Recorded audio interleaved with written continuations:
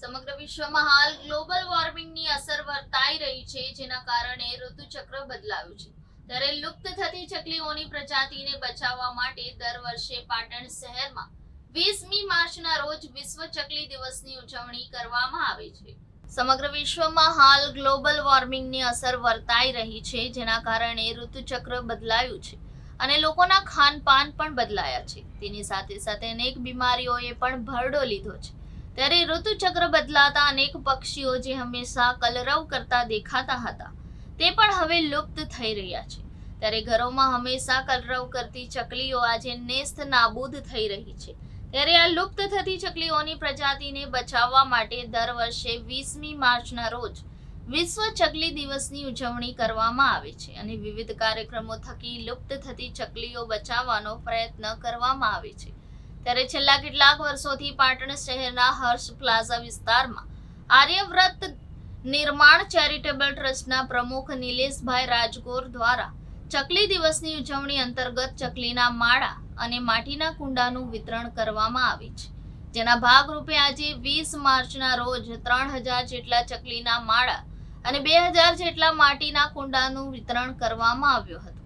આ સાથે સાથે કમળાબેન નારણભાઈ ઠક્કરના સ્મરણાર્થે પાણીની પરબ અને સ્વ રજનીભાઈ ત્રિકમદાસ પટેલ, સ્વ કાંતિભાઈ હરગોવનદાસ રાવલ અને હર્ષ પ્લાઝા વેપારી મિત્ર મંડળના સહયોગથી પક્ષીઓના ચણ માટે ચબૂતરો ખુલ્લો મૂકવામાં આવ્યો હતો.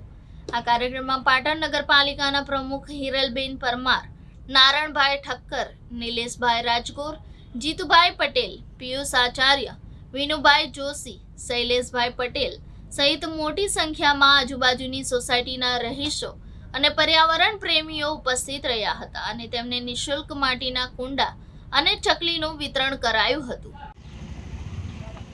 ઓકે, જય જલારામ. આ મનુષ્ય જન્મ મળ્યો છે તો પોતાના જ માટે જીવવું બરાબર નથી, પર રીતને પણ કંઈક કરવો જોઈએ.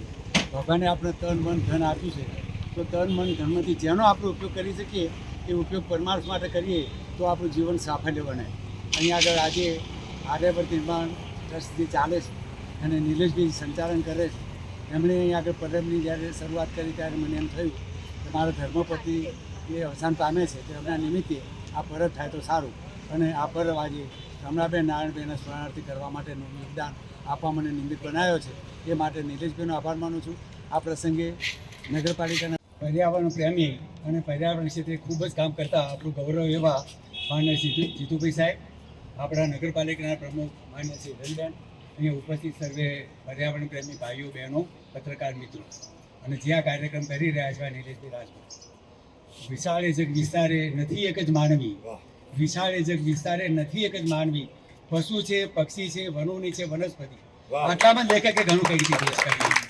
માણસે કે હું જ બધું કરી લઉં, હું જ બધું મેળવી લઉં, એવો સ્વાર્થી માણસ થઈ ગયો છે. એટલે કોઈ દેરતા રાખતો નથી, પણ એને પ્રકૃતિ સાથે ચાલવાનું જ નથી, એને જીવવું છે. નિલેશભાઈ કહ્યું કે આપણે કશું આપણા હાથમાં કશું નથી. એક કોરોના આવ્યો ને બધા ગભરાઈ ગયા, બધા શસ્ત્રો પડી ગયા, અમેરિકાએ પાછળ પડી ગયું, બધાએ કોઈ દવા ના જડે, કોઈ માણસને ના મળે. એવો આ પ્રકૃતિનો તો નિયમ છે, તો એને આપણે જાળવી શકીએ, જીવી શકીશું. એ વિશે વધારે નહીં કહેતા અહીં આગળ જે આ કાર્યક્રમ કરવામાં આવ્યો છે એને ખૂબ ધન્યવાદ. હું પછી સર્વેનો પણ ધન્યવાદ, ખૂબ ખૂબ આભાર.